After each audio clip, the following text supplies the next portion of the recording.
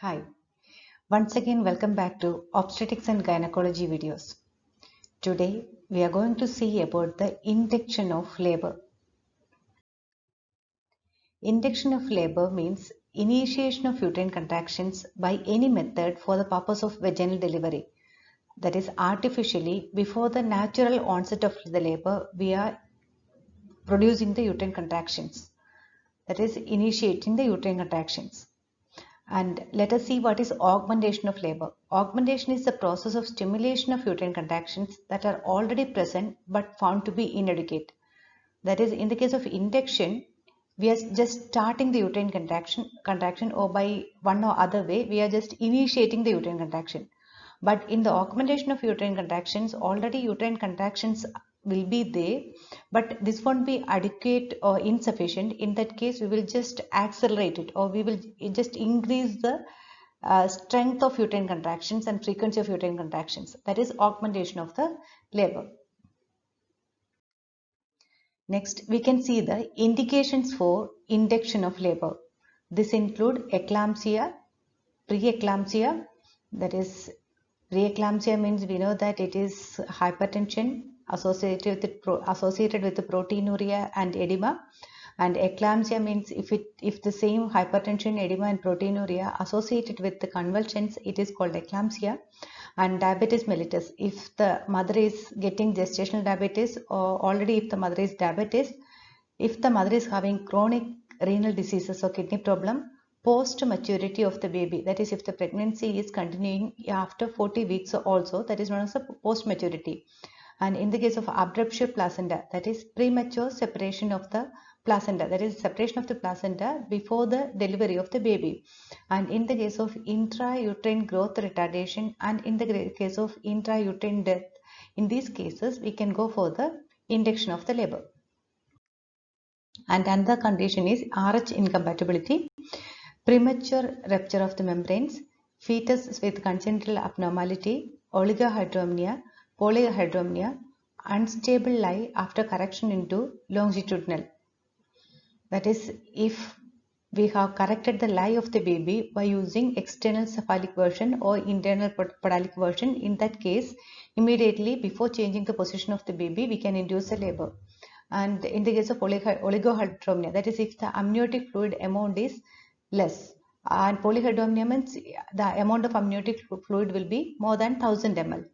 And fetus with congenital abnormality, if the fetus is having any of the congenital abnormality, anencephaly, or if the fetus is having some other cardiac defects, in that cases you can go for the premature, go for the induction of the labor. And another one is premature rupture of the membrane. Already if the membranes are ruptured before the onset of the labor in order to start the process of labor, and if the mother is not having uterine contractions, in that case also you can go for the induction. Next, we can see the contraindications of the induction. If contracted pelvis is there, that is if the pelvis is not having sufficient space to allow the passage of the baby, and in the case of cephalopelvic disproportion, that is disparity in between the pelvis and the fetal head. This, if you want to have details of this CPD, you can see the previous video about the cephalopelvic disproportion. And in the case of malpresentations, all the malpresentations also I have already taken in the previous videos. If you want to have more details, you can go to that. In the case of previous classical cesarean section, in that case, if you are inducing labor, we know what will happen. There is a chance for rupture. That also we have seen in the previous video. There is a chance for rupture of the uterus. And in the case of placenta previa and vasa previa, placenta previa means placenta is located in the lower segment of the uterus. Vasa previa means the fetal vessels will be lying in front of the presenting part. In these cases, if you are inducing the labor, the fetal presenting part may compress the placenta and fetal vessels, and that may leads to fetal hypoxia. And if the mother is having genital herpes infection, when you are inducing the labor, during the labor process, the baby also may get the herpes infection. And if the mother is having heart diseases, and if pelvic tumor is there, and if the mother is an elderly preemie means a woman with her first pregnancy after the age of 30. In these cases also, if you are inducing the labor, sometimes her muscles may not be having the proper capacity, so there is a chance for improper uterine contractions. Next, we can see the dangers of induction of labor. It can be divided into maternal complications and fetal complications. The maternal complications include psychological upset if the induction fails.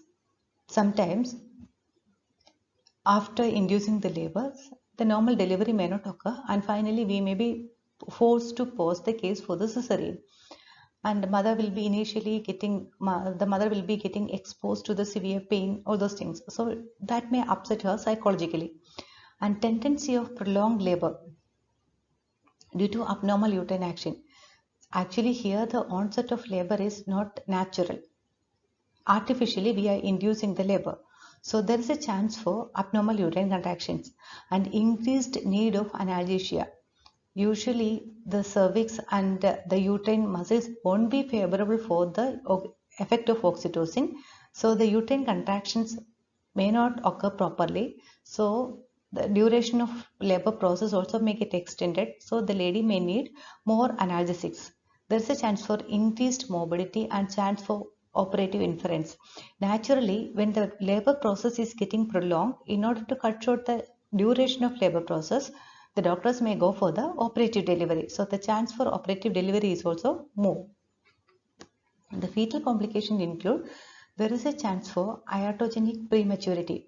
That is, if you are not sure about the gestational age of the baby, sometimes in the case of premature baby, that is if the baby's growth if it is not have completed 36 completed week of pregnancy, in that case you may go for the induction of labor, and that may leads to the prematurity of the baby. And hypoxia due to disordered uterine action, prolonged labor and operative inference. Already in the maternal complications I have told you that there is a chance for disordered uterine action, and that may leads to the prolongation of the labor. And due to the prolongation of the labor, sometimes there is a chance for fetal hypoxia. And if the uterus is not getting contracted effectively, if disordered uterine contractions are there, that also may produce the hypoxia, because when the uterus is contracting irregularly, it will, whenever it is contracting, the blood supply to the fetus will be reducing due to the compression of the blood vessels. When the uterus is contracting, it will compress contract, even the blood vessels of the placenta also will get compressed, or blood supply to the placenta will decrease due to the contraction of the blood vessels of the uterus, and that may leads to the improper oxygenation and blood supply to the baby, and that leads to the fetal hypoxia. Next, we can see the factors which are favorable for the successful induction. First one is period of gestation. Already in the previous video, I have told you that if the gestational age is not near to the term, when you are inducing the labor, the uterine muscles and the cervix may not be favorable for the action of oxytocin. So it won't act effectively as per the effect of the oxytocin. So period of gestation is a main matter. Pregnancy if it is near to the term, or if it is post term, success rate will be more, because the reason is the uterine muscles and cervix will be having more sensitivity towards the oxytocin. And another one is pre-induction score, that is Bishop score should be 6 or more. About the Bishop score I will tell you in the next slide. Next one is sensitivity of the uterus, that is positive oxytocin sensitivity test. If the uterus is sensitive to oxytocin, the induction also will be successful. And case profile, favorable in parous woman and in the case of premature rupture of the membranes. In the case of multiparous woman, it is more, the outcome will be more favorable when comparing with the primigravida mothers. And in the case of premature rupture of the membranes also, it is more favorable, or success rate is more. The Bishop score includes mainly two parameters, that is cervix and the station of the head. In the cervix, we are supposed to see the following parameters like dilatation of the cervix, effacement of the cervix, consistency of the cervix, and position of the cervix. The dilatation of the cervix, if it is fully closed, that is if the cervix is not dilated, the score is 0. If it is 1 to 2 centimeter dilated, the score is 1. If it is 3 to 4 centimeter dilated, the score is 2. And if it is 5 centimeter dilated, the score is 3. And next is effacement of the cervix or the length of the cervix. That is, if the cervix is having 3 centimeter length, the score is 0. If it is 2 centimeter length, the score is 1. And if it is 1 centimeter length, the score is 2. And if it is 0, that is, if it is fully effaced or full taking up of the cervix has happened, the score is 0. And next is consistency. Sorry, the score is 3. Next is consistency. If the cervix is firm and hard in nature, the score is 0. And if it is medium, the score is 1. And if it is soft, the score is 2. And next is position of the cervix. If it is posterior, the score is 0. If it is midline, the score is 1. And if it is anterior, the score is 2. And next is station of the head. If the station of the head is -3, that is if it is 3 centimeter above the ischial spine, the score is 0. If it is -2, that is if it is 2 centimeter above the ischial spine, the score is 1. And if it is -1 to 0, that is if it is 1 centimeter above the ischial spine or if it is at the level of the ischial spine, the score is 2. And if it is +1 +2, the score is 3. And the total score is 13. And if the score is between 16 to 13, it is favorable for the induction. And if the score is below 6, that case is not favorable for the induction of the labor. Next, we can see the methods of induction. It includes medical, surgical, and combined. Now we can see the indications for the medical induction. The indications include intrauterine death of the baby, premature rupture of the membranes, and in combination with the surgical induction. And the drugs which are using for the medical induction include oxytocin and prostaglandin. Now we can see the comparison of oxytocin and prostaglandin. When comparing with the prostaglandin, the oxytocin is cheaper, and in the case of prostaglandin E2 is costly, but prostaglandin E1 is less costly when comparing with the prostaglandin E2. And about the stability, oxytocin needs to have the refrigeration and may be kept at room temperature for 1 month at 30 degrees centigrade. More than that, if you want to keep, you have to keep it in the refrigerator. Here in the prostaglandin E2 needs refrigeration and E1 is stable at room temperature. Next is administration. Oxytocin we are administering intravenously, and prostaglandin we can administer intravaginally or orally. And the effectiveness, oxytocin is less effective if the Bishop score is low, and in the case of intrauterine death, and in the case of lesser weeks of pregnancy, that is sensitivity of the uterine cells muscles will be less in the earlier pregnancy. And the prostaglandin is more effective in these cases, that is even if the Bishop score is low, in the case of intrauterine death and in the case of lesser weeks of pregnancy also, prostaglandin is more effective, and it sensitizes the myometrium, or it increases the sensitivity of the myometrium to the oxytocin. That advantage is also there for the prostaglandin. So in the case of earlier delivery, that is if it is a preterm labor, or in the case of intrauterine death, all those things, for just starting the labor process, we can use the prostaglandin, and it is more safe and more better when comparing with the oxytocin. Once if the labor process has started, and once if the prostaglandin made the uterine myometrium sensitive, you can add oxytocin along with the prostaglandin. And oxytocin is having antidiuretic effect in high doses, and prostaglandin is not having such effects.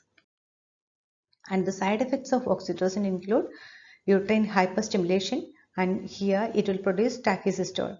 And the systemic side effects include water intoxication in the case of oxytocin, and the systemic side effects are severe, and that's why we are using it by the vaginal route.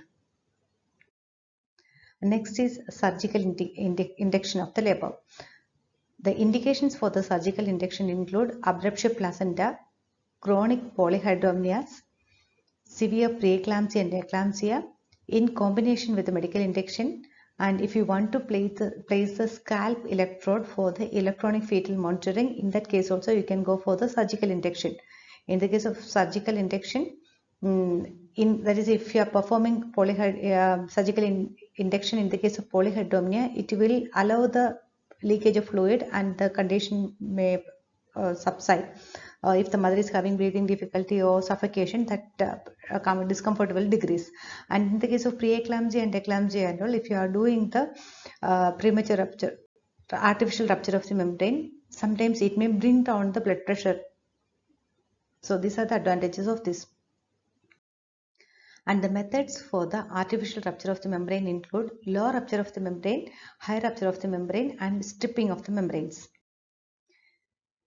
And in the case of surgical induction, the mechanism of onset of labor is, it is due to the stretching of the cervix, and it is due to the separation of the membrane, and it is due to the reduction in the amniotic fluid volume. So when you are introducing some coccus or some other device into the uterus, naturally we will stretch the cervix. So that stretching effect may increase the uterine contractions. And another one is separation of the membranes. When you're trying to rupture the membrane, sometimes the a little lower portion of the membranes may get separated from the uterine endometrium. So that leads to the stimulation of the uterine contraction. And another one is reduction in the amniotic fluid volume. In the case of polyhydramnios, or in even normal case also, when you are rupturing the membrane, leakage of amniotic fluid will occur, and that leads to the reduction in the amniotic fluid volume, and that may stimulate the uterine contractions. And the effectiveness of the uterine contractions depends on the state of the cervix and station of the presenting part. If the station is below, that is, if it is engaged +1 or +2, the labor process will occur very fastly. And if the cervix is fully dilated and if it is fully effaced, in those cases we can see very fast effect. And the advantages of this include success rate is high, and after the rupture of the membrane you will get a chance to observe the amniotic fluid.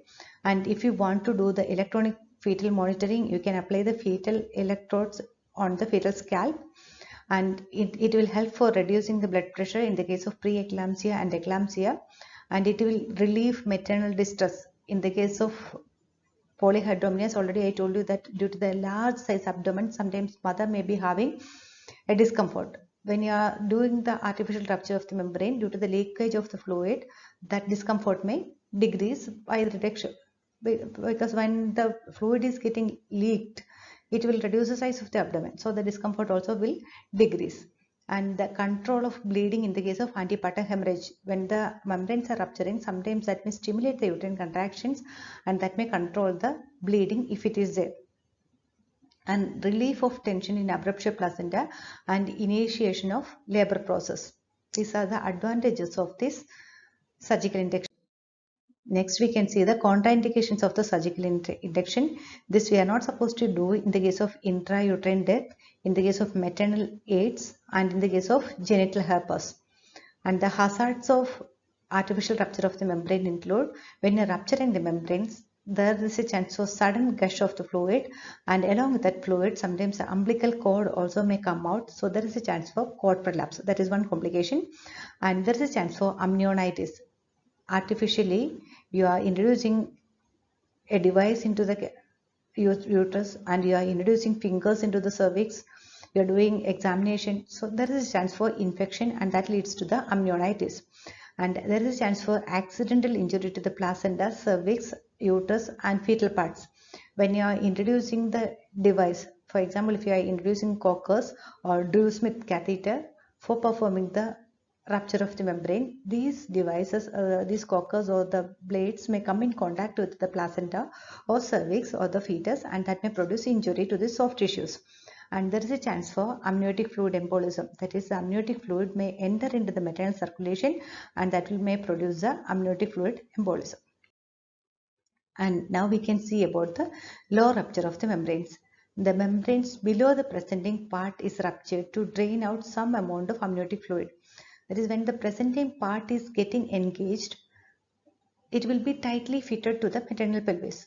So there won't be any connection between the amniotic fluid which is present in front of the presenting part and which is there at the back side of the presenting part.